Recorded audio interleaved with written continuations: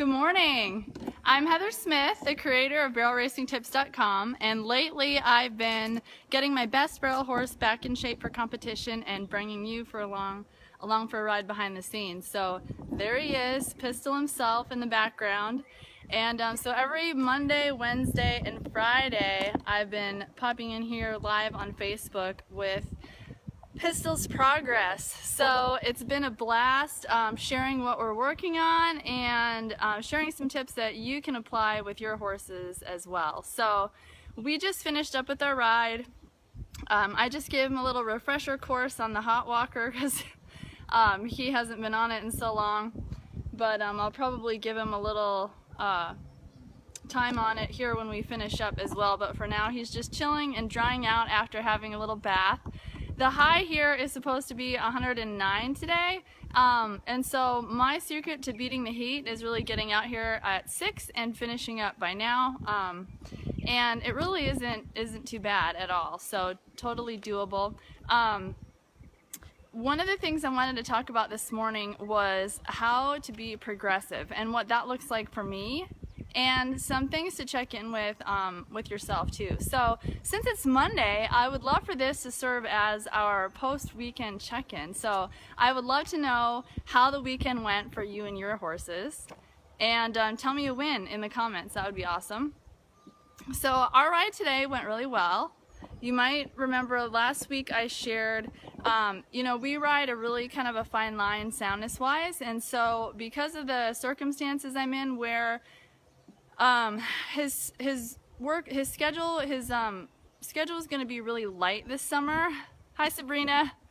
And I didn't have like massive competition goals. They're kind of like, I'm just doing sort of a conditioning program that's like the minimum, because my #1 goal this year is getting our arena redone, which will really pay dividends for many years in advance when it comes to our preparing our horses for competition.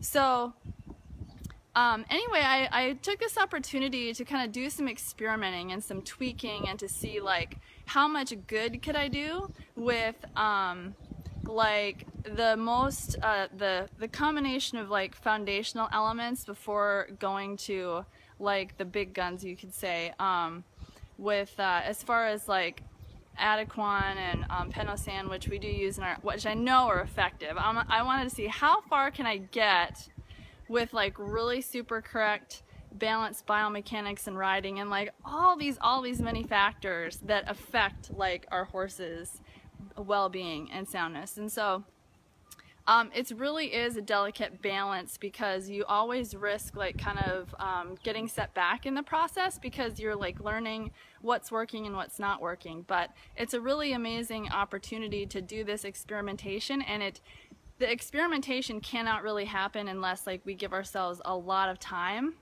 And as long as we're in that position where like our goals are not really like do or die kind of, you know, position where it's like no matter what we have to do what's effective in those circumstances. And so anyway, today his workout was kind of I wouldn't say it was necessarily light, but it wasn't like super high tense and high pressure. I just really focused on a lot of the same things I've been focusing on. And here's a little tip I'll give you if you're ever in that position where you need to preserve and conserve, as where we're at with our teenage horses. If I ever felt like his movement kind of get incorrect, instead of like, let's say, picking him up and spinning him around like really quickly, or like really backing him up hard into the ground and doing that like really intense in a way that is going to basically potentially trigger some physical issues, is that instead I just do basically the same thing, only in a little bit subtler and gentler way. So for example, what I could do if I feel him drop in is that I could just go off the circle and go straight and get his body balanced again. Or I could just go in a big circle in the other direction. Or I could just go in a gentle, big counter-cantering circle or something like that. And so that is something to keep in mind too, even with your young horses, because I know in the position that we're at with everything I've learned over the years, like there's a lot when I think back that I would do differently. And I wouldn't necessarily be in this kind of position. And so, but when it comes to that, I think, you know, like, we're always going to be making mistakes and suffering consequences from it, but I think the real key is that we have to like keep learning and keep changing and keep improving. And that really ties in with what I was going to talk about, which is staying progressive. And so my challenge for you, my question for you is, what does that look like for you? Like, I want you to tell me, what books are you reading? What training DVDs are you watching? What professionals are you following? Who are you riding with? Like, how often do you put yourself in a position where you're learning from people who are at a much more advanced level than you? And those people that are at an advanced level, are they learning? That when you go back to them to learn more, have they learned more? And so I think that like my program will never really be set in stone and concrete, because I'm always learning and I'm always growing and advancing. And I think that's really the point of our existence, you know, on earth, is to grow and in the process, enjoy the process, but, you know, make the world really contribute and make the world a better place because of that growth. But so essentially, every single ride, it seems like, always opens up like a can of worms in my mind. And I so often go in the house and I end up like doing all kinds of research, and or like I'll order something, or, you know, like I'm always making changes and adjustments to experiment and take what's really good and make it even better. And it's just an ongoing process. And I want to say that like when I am actually riding, every ride is like that too. Like sometimes I in the process of taking all this this video footage and photos to share with you, it's really been eye-opening. Like, it kind of distracts me from the moment at times, but then I have all this footage to study and I'm like, oh my gosh, I would have never realized without seeing it.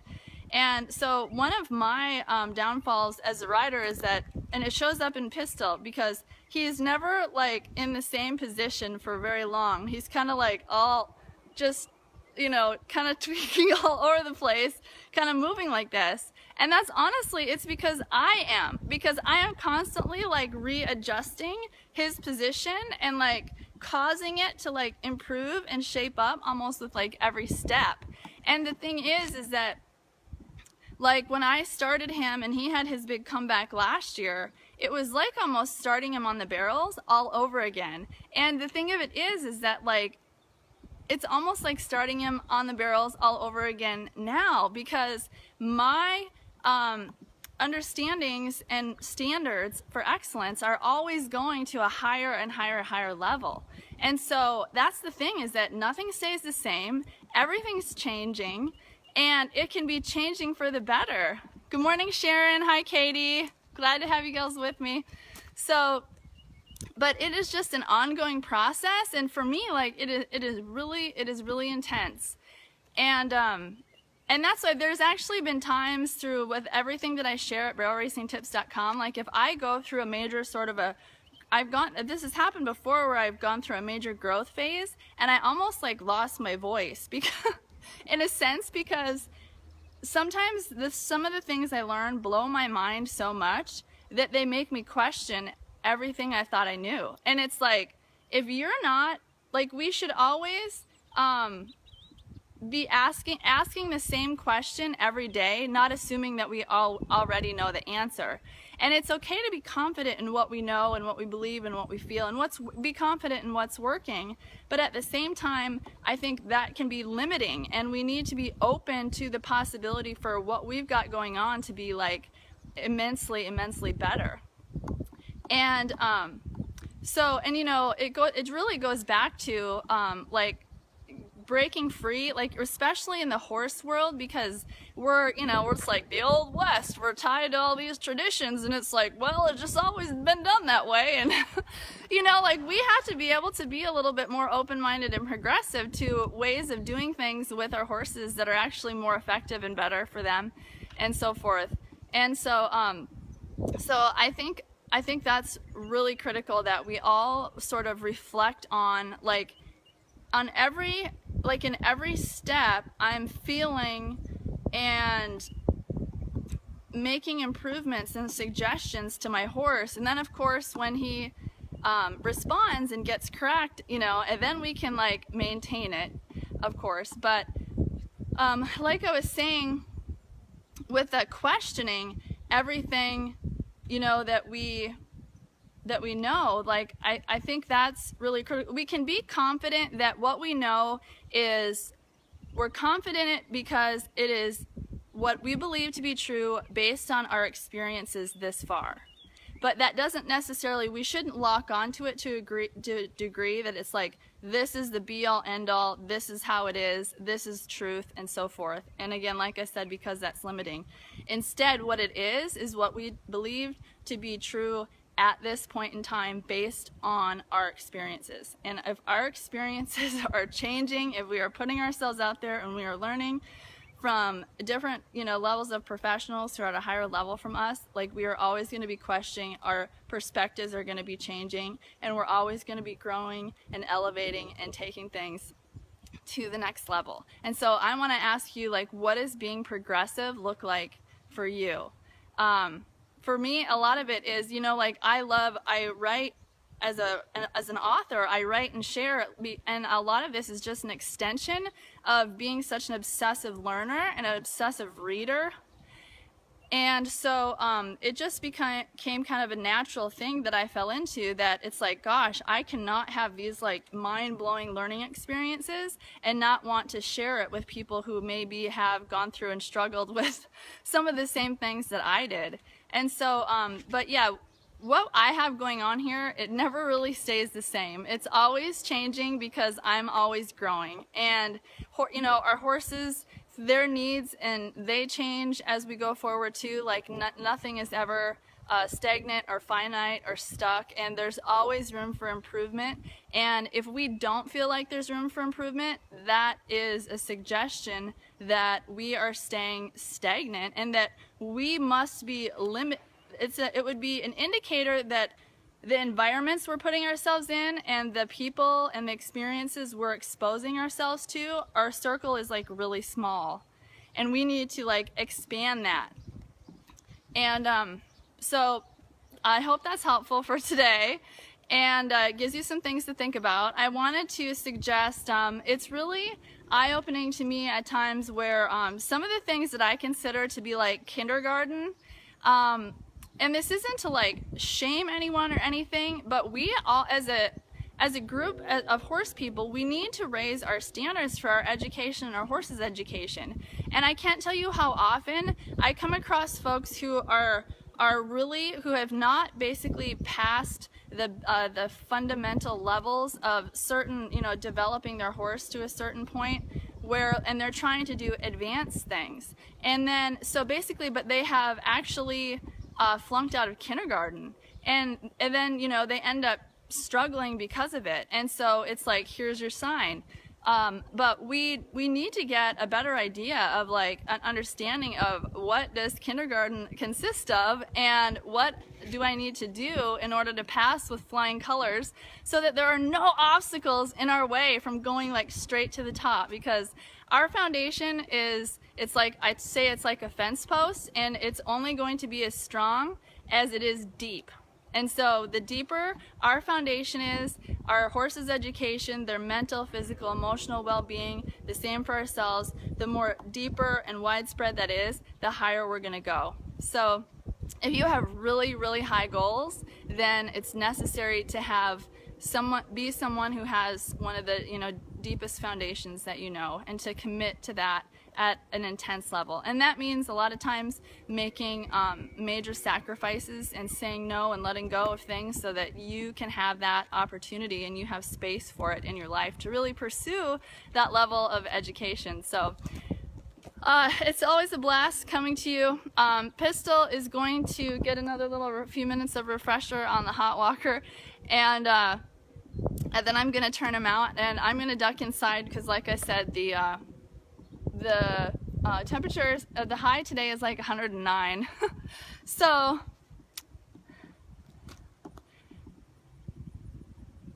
yeah, and thank you, Sabrina. Thanks, Katie. Yeah, you're so right.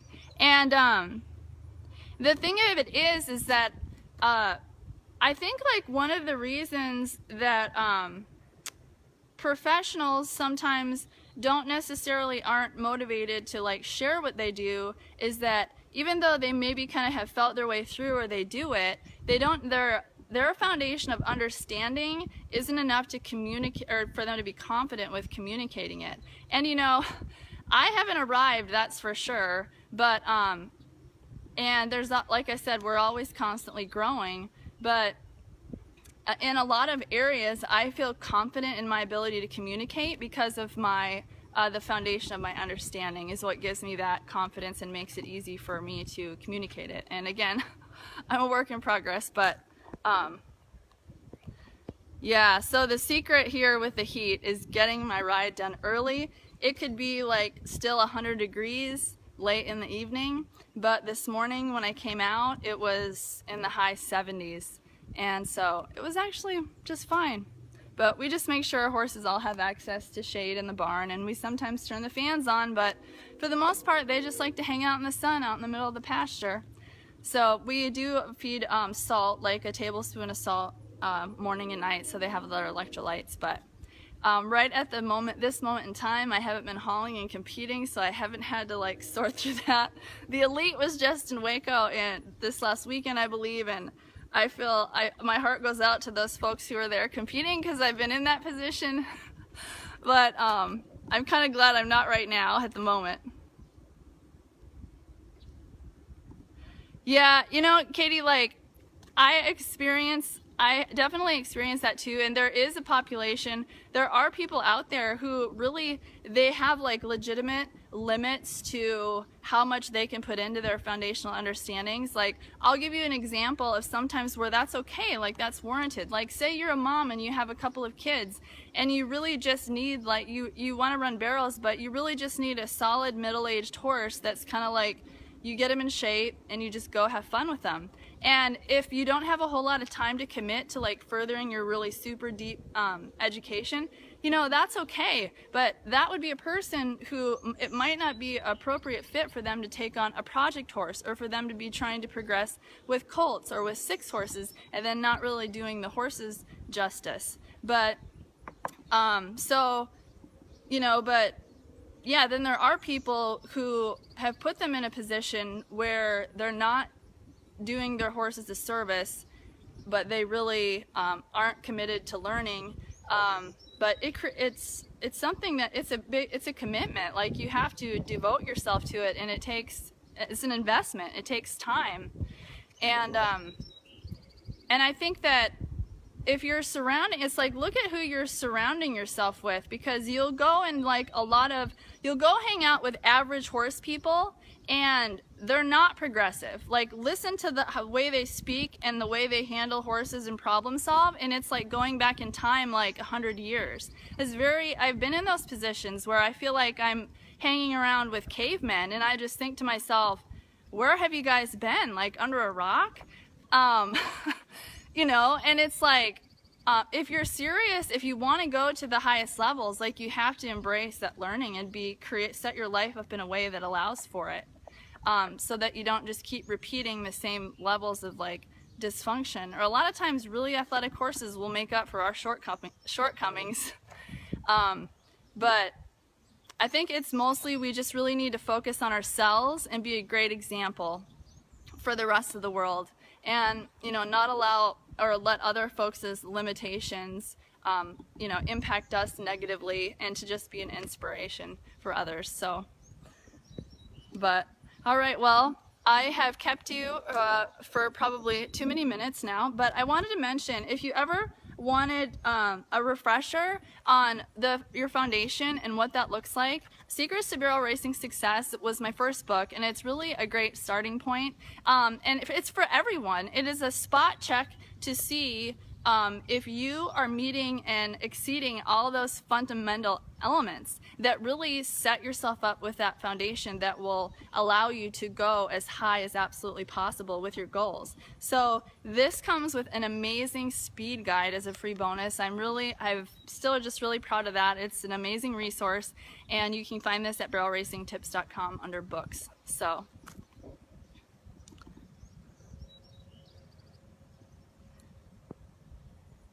Love hearing from you guys.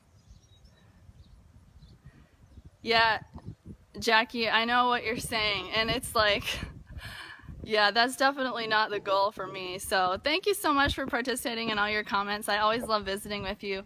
So I will be back tomorrow evening at 6 here on Facebook for Q&A Tuesday, and then Pistol and I will be back Wednesday morning for Pistol's Progress. So we will see you then. Thanks for tuning in.